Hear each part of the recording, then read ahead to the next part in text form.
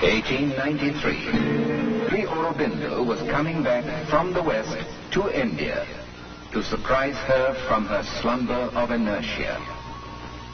After 14 years in England, Sri Aurobindo touched the soil of India early in 1893 at Apollo Bandar, Bombay.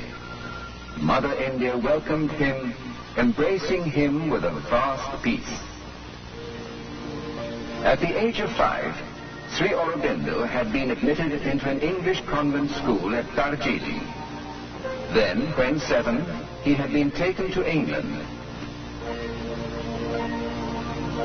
His parents, Dr. Ghosh and Sonlata Devi, child Sri Aurobindo, transplanted in the alien earth at that tender age, Sri Aurobindo was made to study at Manchester, London and Cambridge, shining everywhere as a brilliant student. But when it came to passing the ICS, he deliberately absented himself from the writing test and got himself disqualified. But irresistible was the call of Mother India, the mother who was beautiful, who was divine. On the eve of leaving England, young Sri Aurobindo wrote, "Me from her lotus heaven, Saraswati has called to regions of eternal snow, and the Ganges, pacing to the southern sea, Ganges upon whose shores the flowers of Eden blow."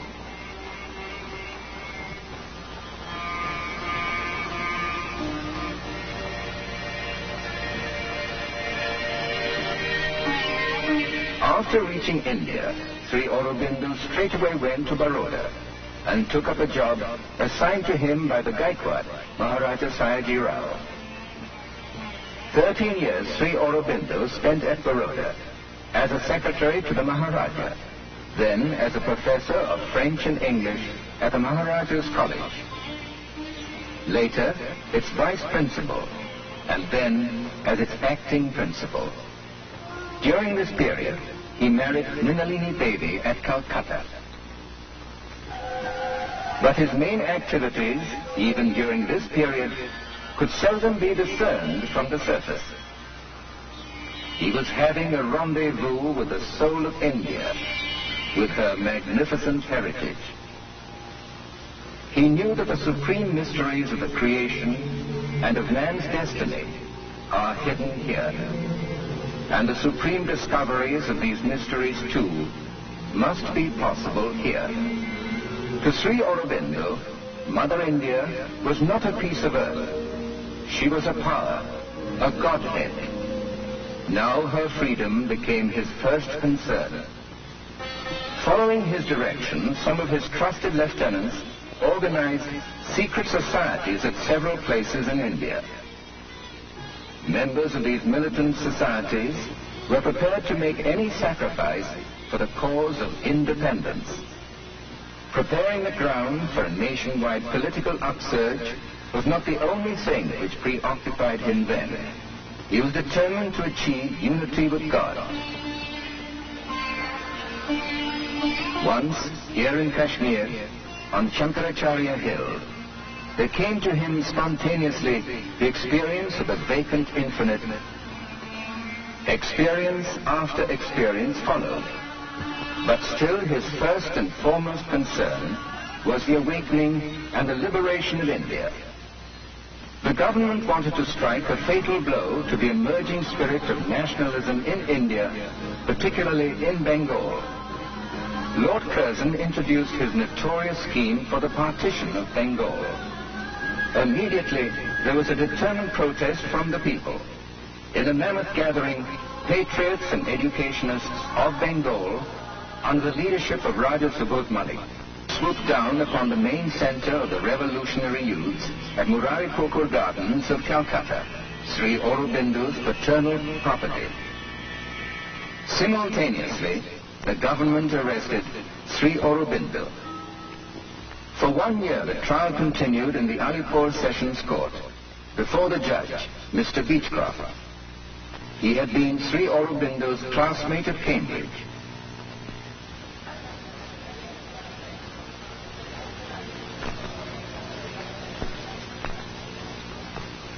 major newspapers were full of reports of the day-to-day proceedings.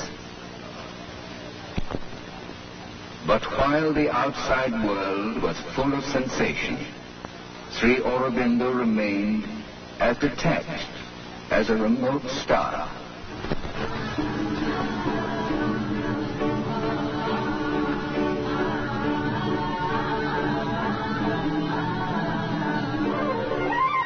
He was having splendid spiritual experiences of realizing Vasudeva as a divine in every object, in every being. Guidance to proceed to the French colony of Pondicherry. Now he must dedicate himself to explore the uncharted horizons of man's destiny. Providence had chosen Pondicherry for this adventure in consciousness. Sri Aurobindo was received by his admirers at Pondicherry and was taken to the house of Shankar Chetty on the 4th of April, 1910. As came the mother, so gathered around her the children from all parts of the world, not ascetic sannyasis, but sadhaks of a life based on spiritual realization. The ideal being, the attainment to the life divine here, on this earth and in the earthly existence. Thus grew the Sri Aurobindo ashram spontaneously in the course of the years, with Sri Aurobindo and the mother as its center. An eternal perfection is molding us into its own on the 5th of December, 1950.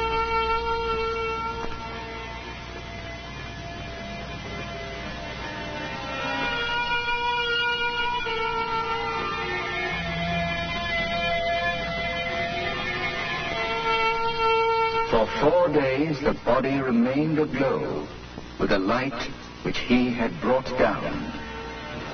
Descending from the high mountain peak, the river, at its first fall on earth, may play violence with the earth.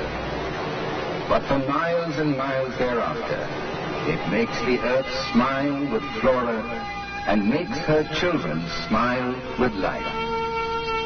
Perhaps through a colossal strategic sacrifice, symbolized in giving up the body, Sri Aurobindo facilitated the flow of the supramental light into the earth that will usher in the dawn of man's new destiny. The body was laid in Samadhi on the 9th December. This is how the mother's inscription describes the significance of the Master's body. To thee who has been the material envelope of our Master, to thee our infinite gratitude.